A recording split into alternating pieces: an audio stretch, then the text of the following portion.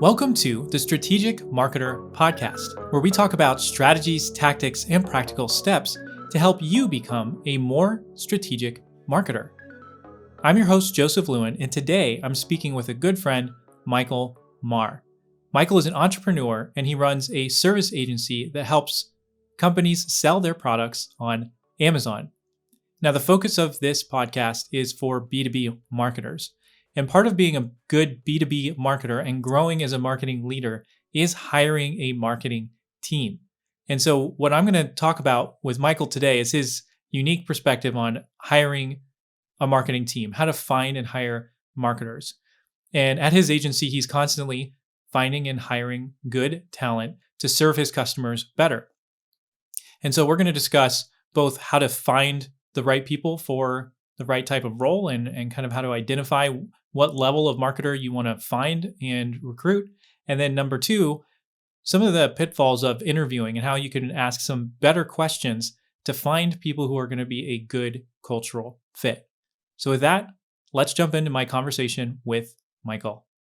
All right, Michael, when you're hiring a marketer on your team, should you prioritize their fit for the specific role or their likelihood to grow into new roles as your company grows and expands? I think it really depends upon the stage that your business is at. If it's a smaller organization and you're in growth mode anyway, I would say the person that's going to grow into that right role because you have time. If you're a little bit more established, I guess you're at a certain point, first 10 years of your business, probably always in growth mode or you're wanting to be in growth mode.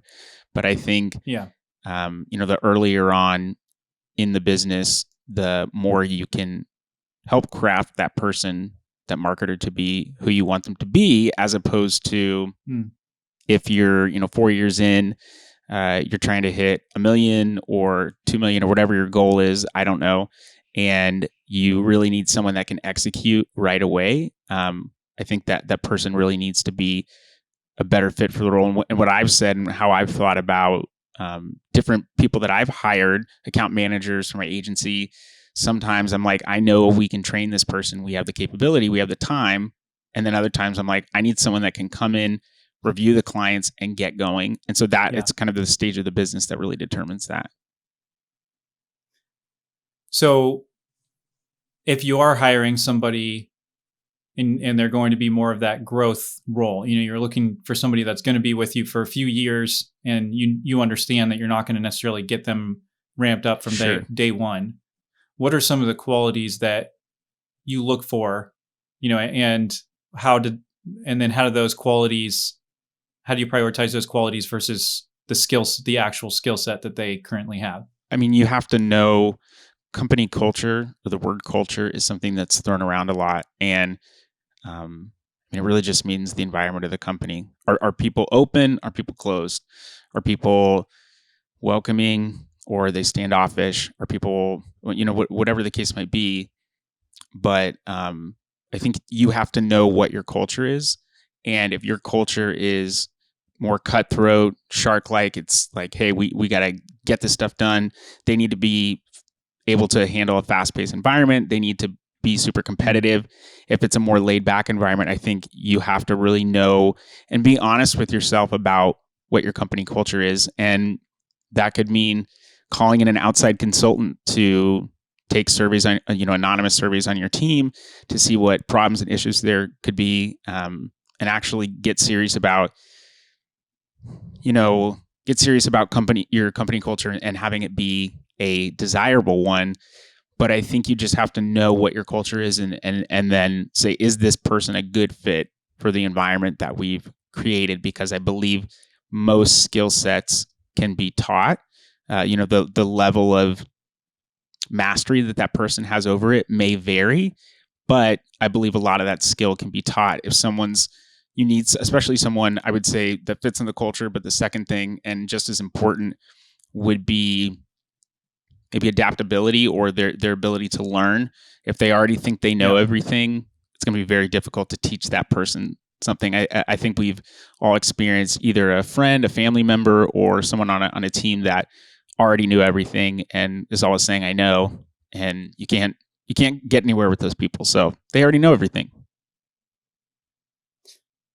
Yeah, that's not fun. But I would say it is to clarify that it's having someone that fits within your company culture, actually knowing what that is like, being honest about that, and then someone that has a desire to learn and grow in the skill set. And they could be a mid-level person, but say, hey, I want to really master this. They have to want that. So maybe even be a little hungry and a little bit entrepreneurial, especially if you're in a smaller organization. That I think is what's going to put the right person in place. Skill set, they can learn, I think, more about that. And that's why that's a lot of ways that I've learned, that you've learned, is by reading great books and by listening to other entrepreneurs and other people who know what they're talking about. So what are some of the qualities? You're talking about company culture, and I understand that that's going to be unique. But for you specifically, what are some of the character qualities or characteristics of people that have really moved the needle for you? And maybe they didn't have as much of the skill set, but you've seen the value from specific characteristics. The type of people I like to work with are people that like to have fun, and what I mean by that is they can interweave jokes with serious work, or you can make a quick say something witty, but then get right back to what this serious thing is without missing a beat. It's not like they have to change. Okay, now I'm in joke mode. Now I'm in serious mode. So they need to have some adaptability there, and they just have to be kind of more fun-loving people. If they're not going to work well in our environment, because. And I wouldn't say we don't take ourselves too seriously. There are times when things are very serious, but at the end of the day, our goal overall is to have a positive impact. It's not necessarily to get the most revenue here or hit this number and be the best person in this thing. It's to have a good positive impact on the world. And then each person's going to have their own micro level impact that they're wanting to have. But that's really what I'm looking for. Someone that is, I would say, relatable, approachable. If they're really more, they could even be quiet and introverted. I'm obviously very extroverted, and so I don't need 5 of me on a team. It would be kind of overwhelming. I need a varying degree. Chaos. It would be very chaotic. So I need a varying degree of people. But someone that's introverted can work, because even when you get to know introverted people, they will start to reveal more of their personality and get comfortable with you. And you just don't need a bunch of introverts. You don't need a bunch of extroverts. I think you need a mix. If you want to talk about diversity of personalities, I think can really set a team up well, because you've got the visionary leader, you've got the person that brings in comic relief, you've got this person that is good at organizing stuff once the leader turns it over. So you got to have a mix of those personalities. And then what are some characteristics with people that you've either hired or didn't hire that were kind of glaring problems? I guess if it's somebody you hired, you probably overlooked it. But, what are some characteristics that make you want to run? One of the things, and I think a lot of problems that we have as humans ultimately stem from pride. And I'm getting a little bit deep here, but I think any situation where you have a misstep or something goes wrong, I think there's a level of pride. And what I mean by that is, let's say, you take on a project more on your own and you don't work with other people. That's prideful, because you're telling yourself, my ideas are the best and I'm going to be the one that can do this. Other people can't do what I can do. There's a level of pride there. And I think you have to have some level of taking pride in something is different than having pride. You have to be proud about what your capabilities are, but also know that you're a cog in the wheel. So, and you could even say someone who cheats on their wife, they have pride that they believe I'm above rules and regulations or whatever, the marriage contract that I signed, and so I can do whatever I want. That's pride. That's stemming there. So when that applies to people that I've hired, one of the things that I hear people say that makes me very skeptical and I know I probably even said this in interviews before, but when people say, I'm a fast learner, that's really hard to quantify. What do you mean you're a fast learner? Like, you can learn a new board game in 30 minutes, or you can read a book in 2 days. Like, first of all, what is fast to you? And is your personality even set up to, is your personality a fit for what you're doing, or is it going to require you a little bit more time because this is more of an organized role, and you have some good organization skills. You're a driven leader, but you really have to up your organization skills to be a part of this role specifically. It's really hard to tell that. That's not a behavior, but that's something that people say. And I started off talking about pride because I think people pride themselves on being a quick learner, when in actuality, there's no real way to quantify that. What is quick? Yeah. And how do you know you're going to be a fast learner at this? It's not the same adaptation as music, or as lawn care, sweeping chimneys, whatever the case might be. All that stuff is they're different disciplines, and so you don't know if you're going to be the right fit for that or not. This week's episode of The Strategic Marketer is brought to you by the Brand Compass course. If you're looking to take your marketing services side hustle to the next level, the Brand Compass course is for you. In the course, you're going to learn how to identify your ideal customers and narrow down to serve a niche market. Then you're going to learn how to productize your offering so that it's easier for customers to understand exactly what you do for them. And then you're going to put all of this information into a one-page messaging guide. That way you can use your customer's language to speak exactly to their pain points and problems every single time. Check out the show notes for a link to the course.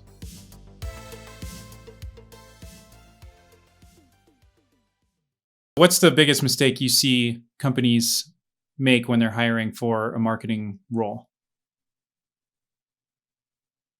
That's a good question. And that's why you asked it. What's the biggest mistake? When I've done like job fairs or career fairs, because being involved with Amazon, it's a huge market that's just growing every single day.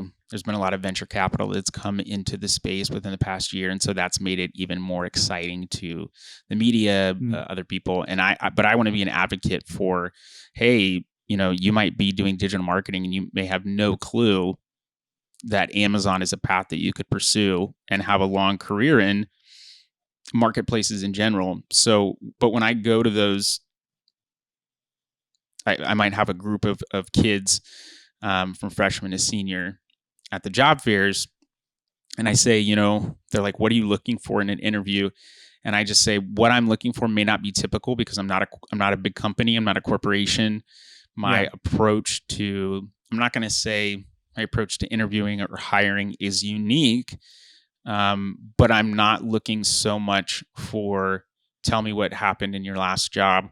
I'm also trying to pick up on, if I say, here's a very open-ended question, what are you going to share with me, and what does that actually mean about yourself? Because a lot of times you could be trying to flip something that you're insecure about and lead with that you're. So I'm trying to pick up different behavior patterns and just see what our rapport is like as well, because that I guess that culture word again is important to me.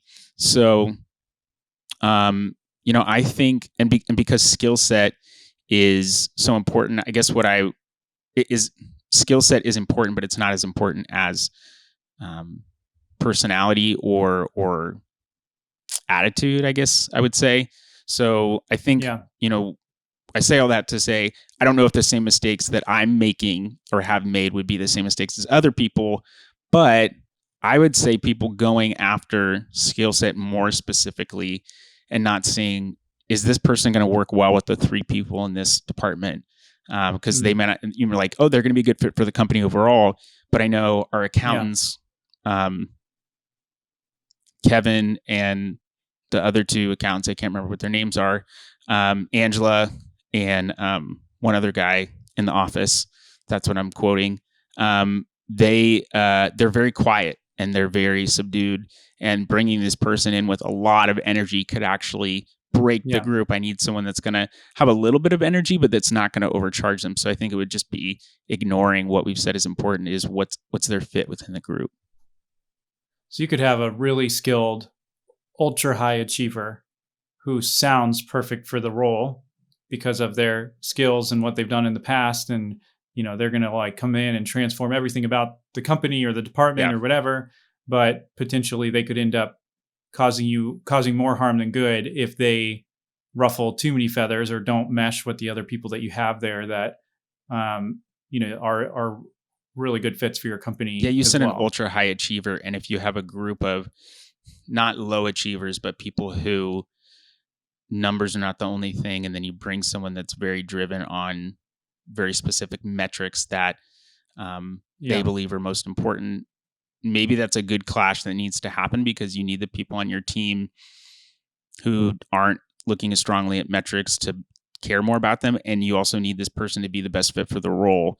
That they're going to need to adjust them, so that you couldn't be intentionally placing someone there. But if you get, two really, really polar opposites, something could break that doesn't need to be broken. Oh, that makes sense. Yeah, and I've kind of experienced it a little bit in my. I've had a little bit more limited experience in hiring people than you have, but definitely it's interesting to see, even overlooking certain people based on the way they immediately present themselves in an interview. I would hire attitude over skill set any day. Yeah, absolutely. And it's interesting because it's just easy to overlook things in an interview based on somebody's either resume or their immediate, like how good they are at communicating in an interview, versus those underlying characteristics, the underlying qualities that are a little bit harder to get out of some people, especially more introverted people in an interview. And it's really easy to overlook potentially your best people or the people who would be the best fit just because they're not as good at writing a resume and they're not as good at they're just unrefined. Maybe they just need some help questions in certain regards. And I would say some of the worst interviews or most unlikely interview situations or job opportunity situations have proved to bring out the best people, and people that I thought this is going to be a slam dunk, they were not a slam dunk at all. And I don't say, just look for what's not ordinary and that's going to be the person. I don't think there's a formula, because I've even thought this. I don't think there's a formula for, if you get this answer and then you get this answer and then this person does this, then they're the right fit. Someone might be the right fit for right now. And I said I would always hire attitude, or I'd much rather hire attitude than skill set. And that's true most of the time. However, there are times, and I think we had talked about this before, where I need someone that has a skill set that's ready to go, and they can come in and help me because I don't have the time to train them, or no one's going to be able to train them more in the role. If they're a rookie, they need to have a certain level of experience. So again, it's the timing of your company, of your business, what stage you at. If you're clear, if you're honest with yourself about your stage, and don't just say, I always say attitude first. Some people may have an okay attitude and that can be improved upon. It might be more difficult than, or maybe they have a great attitude, but they just need something just needs to be tweaked, a small little paradigm shift, which I know I have often. I think of things, someone presents something in a different way and I go, oh yeah, I never thought about it like that, but I think that's actually good. And so I'm going to choose to do that now. And again, that's just like openness, being open to learn. But like someone, an advertiser on my team who's now an account manager, I interviewed her in the middle of COVID. She was in Italy. It was right when it was just ravaging through Italy, and people were dying left and right.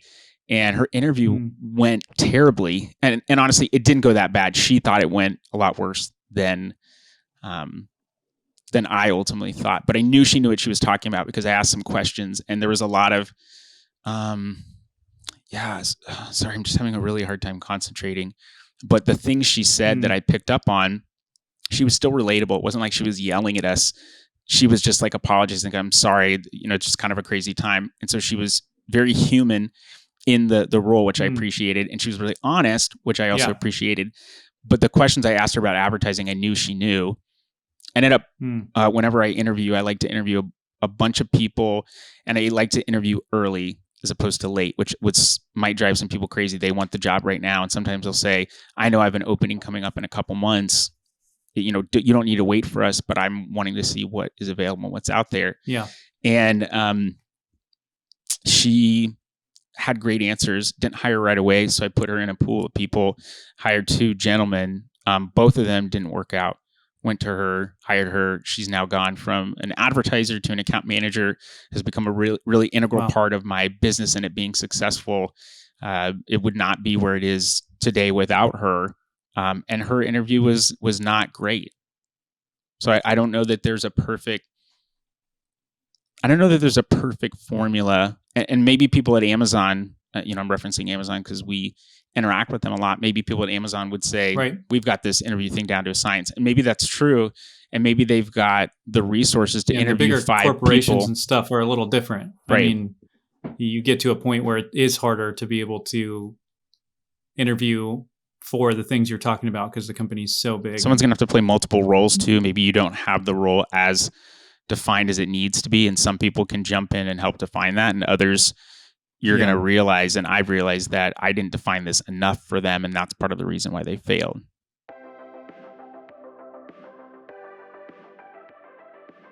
Strategic Marketer is brought to you in part by Thrive Themes. Thrive Themes is a killer visual WordPress editor. They've also recently launched editable themes so that you can edit every element of your WordPress theme. You can create amazing landing pages that are beautiful and conversion focused. They've built all of their products around helping you convert more leads into customers. You can find out more about Thrive Themes by clicking the link in the show notes.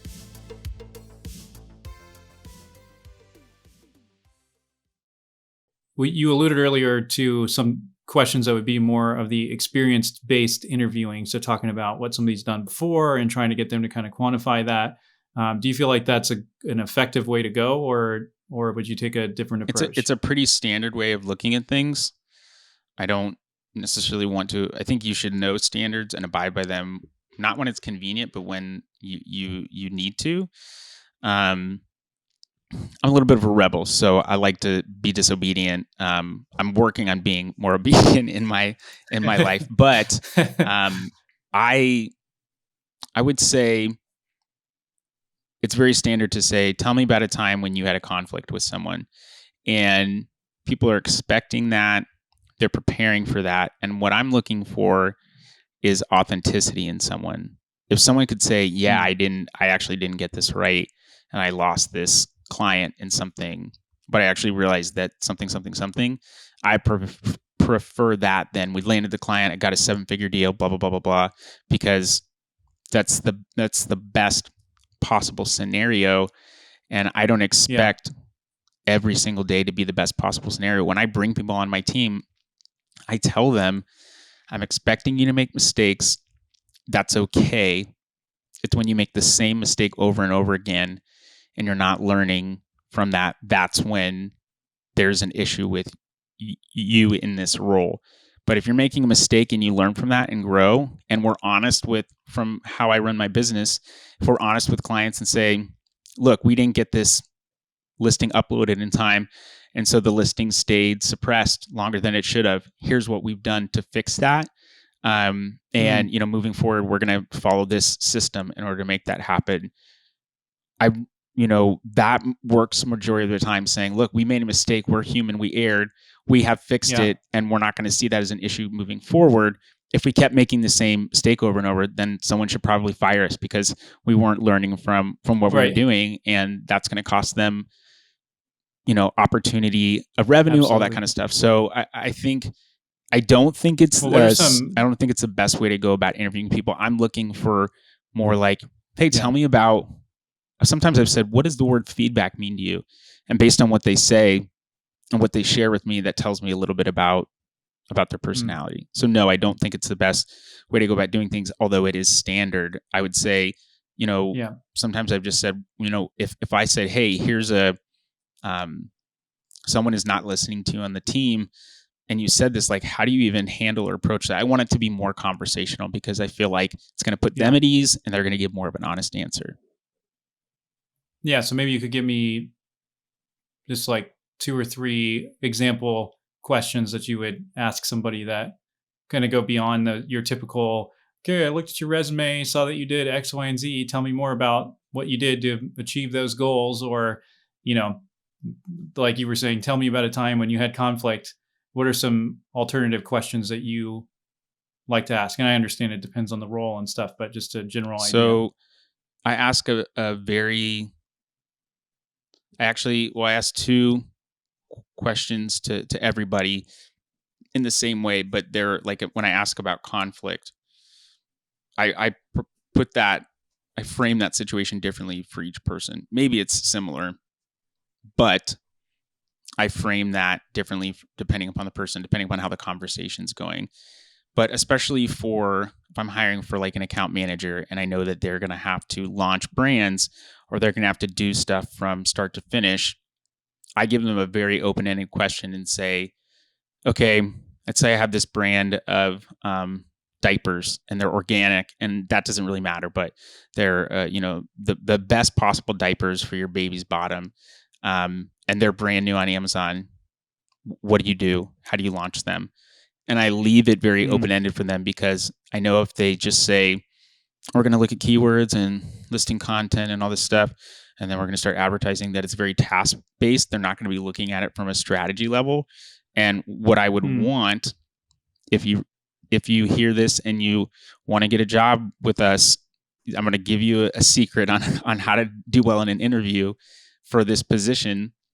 And if they say, well, first I want to talk with them, know more about the brand, I want to know what are their goals, and then we start creating a plan. Now I know there's going to be a strategic component that I want to be there, that if they had just said all these different tasks that, of course, we do for every single client, but it's the strategy. And by strategy, I just mean, hey, we're not going to bid super high on these type of keywords because we know they're going to be really expensive and you don't have the budget to go after that.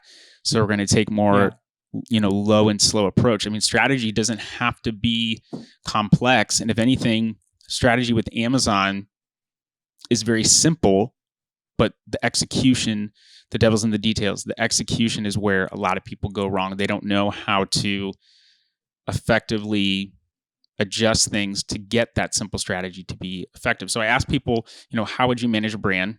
I leave that pretty open-ended. One of the other questions that I ask people, and I ask everybody this, why should we hire you? And I don't mean that in a, well, why should we hire you? This is an exclusive club. But, of course, skill set is important, but what's the thing that's going to put you over the top that makes you different than everybody else? What's your differentiator? And so if they're able to quantify that, if they're able to even qualify that, do they know what their differentiator is? How can they quantify that to me? And what are the things that they bring up? I think that's very telling about the person. So I asked those 2 very specific questions. When it comes to conflict, I try to go in very conversationally and say, especially in our line of work, if they're a freelancer or hiring as a contractor, I'm like, everybody knows that there's those clients that just have unrealistic expectations. They expect hockey stick growth, the whoop, and or maybe it's like this, but they expect it to just go up really quickly. They're like, have you ever had any clients like that? And they'll say, oh yeah, and I start to have them unpack it, and they'll say, this person wanted this, and I just said, well, what did you tell them? And had them walk me through what actually happened. Again, it's more conversational, they're more relaxed, and I feel like I get more of an honest answer from them. And they're like, well, eventually I just said, we can't do this, and we stopped working with them. Okay, well, maybe that was the answer I was looking for. Maybe it wasn't, depending upon this role, but I can ask a very job-appropriate question and just get an honest response from them. Yeah, we're kind of getting to the end here, so you don't have to go into too much detail on this, but if to round it out here, what are some practical steps? And I want you to answer this from 2 different angles. What are some practical steps that marketing leaders should take when they go to interview somebody to be more successful, things they should be considering?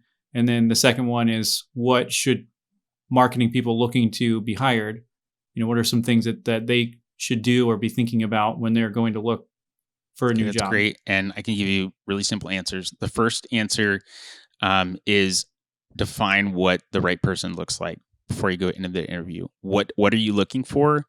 Um, if the person does, these three things, we know that they're going to be a good fit because they're talking about the things that are important to us. So just define what success looks like going in, just like you would with clients on a project. And then to answer the latter question, the interviewee should research the company, find out more, not just about what they do, but maybe about the environment for two reasons. One is if you want to get the job, use language that mirrors what they're talking about. If you know you're the right fit, there's nothing wrong with helping people see that you're the right fit and kind of coaxing them into that. That's what you want to do. You want to say, I'm the right fit, especially if you're a marketer. You should be practicing that in your interview. And the second reason is Absolutely. maybe you see the culture and you want to be a part of it, but then when you experience the interview, it's not what you want. Then you can say, these two things aren't lining up and I don't want this role. So just research the company, even an hour of research beforehand would give you a better understanding of how it's going to be. And if it's a big company, reach out to other people in the company and just ask them like, hey, what's your experience? I'd love to know more about this.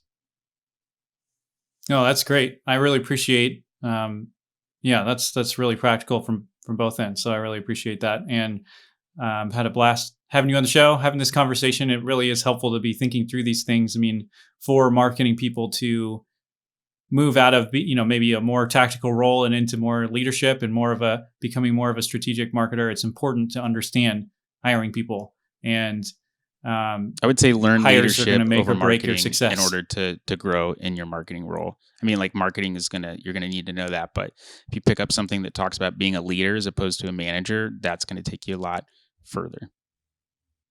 Absolutely. No, so this is great for people who are moving more, wanting to move further in their marketing careers to be able Yeah, to understand hiring and that process. So yeah, thanks so much for joining the you're show. welcome. What's a good way for people to connect Well, I with was going to you? give you my personal cell, but I think I decided against that.